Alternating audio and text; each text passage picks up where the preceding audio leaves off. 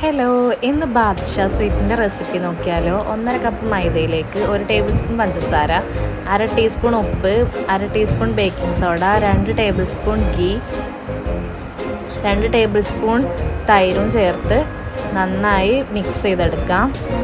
ഇനി അതിലേക്ക് 1/4 കപ്പ് വെള്ളം കൂടെ ചേർത്ത് സോഫ്റ്റ് ഡോ ആക്കി കുഴച്ചെടുക്കാം.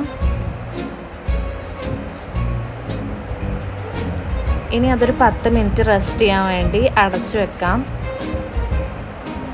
ഇനി ഷുഗർ സിറപ്പിനായിട്ട് 1 കപ്പ് പഞ്ചസാരയിലേക്ക് 1 കപ്പ് വെള്ളം ആഡ് ചെയ്തതിന് ശേഷം 1 പിഞ്ച് സാഫ്രണും 2 ഏലക്കയും കൂടെ ചേർത്ത് 1 സ്ട്രിങ് ആകുന്നത് വരെ തിളപ്പിക്കാം. അപ്പോഴേക്കും നമുക്ക് ബാദ്ഷാ ഷേപ്പ് ചെയ്തെടുക്കാം. ഇനി ലോ ഫ്ലെയിമിലിട്ട് എല്ലാ ബാദ്ഷായും ഫ്രൈ ചെയ്തെടുക്കാം.